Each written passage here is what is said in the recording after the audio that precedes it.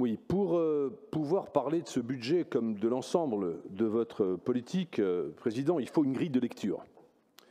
On prend des multinationales pour traiter les déchets, on parle d'égalité au lieu d'équité à tous les niveaux, on a une hypocrisie fiscale et comptable.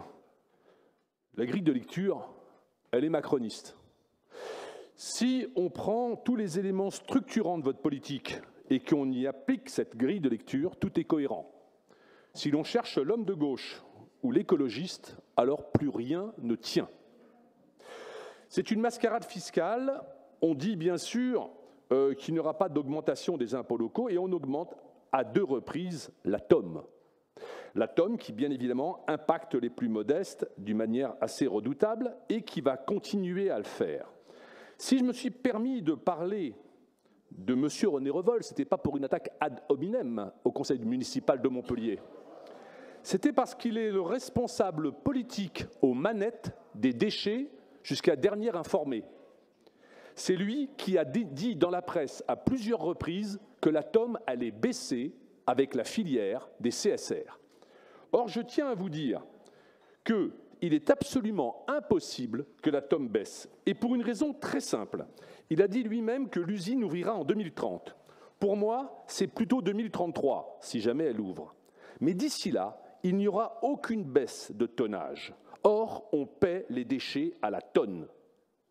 Et on les traite 2 fois dans notre métropole par des usines de traitement inutiles. C'est à la portée d'un enfant de 8 ans. Le volume des déchets est stable depuis 20 ans. Ce mandat n'a rien changé à son tonnage. Et on affirme que sans moyens financiers, sans volonté politique, en se tournant vers un incinérateur qui nécessite un fort tonnage, eh bien, on va baisser la TOM. Ça montre qu'on est totalement ignorant du domaine des déchets, et c'est en cela que j'accuse. L'inflation va continuer dans les années à courir, avec ce très fort tonnage de déchets, toujours à 130 000 tonnes de gris, avec une augmentation par l'inflation, par les coûts des prestataires et l'augmentation des taxes. Alors j'entends, jusqu'à tout à l'heure, que l'État retire des dotations et l'on se plaint. Sachez que l'État prend 1 milliard d'euros par an sur les déchets et il n'est pas prêt de s'en priver. L'État prend 1 milliard d'euros par an sur l'incinération des déchets et sur l'enfouissement. Ce qu'on ne veut pas dire aux Montpelliéraines et Montpelliérains, notre collectivité sera la vache à lait des multinationales et finalement de l'État par l'effet des taxes. Aucune baisse de la TOM n'est possible. Donc que M. Revol cesse de l'affirmer dans la presse. On paie 2 fois plus que la moyenne nationale et on a augmenté 2 fois dans ce mandat.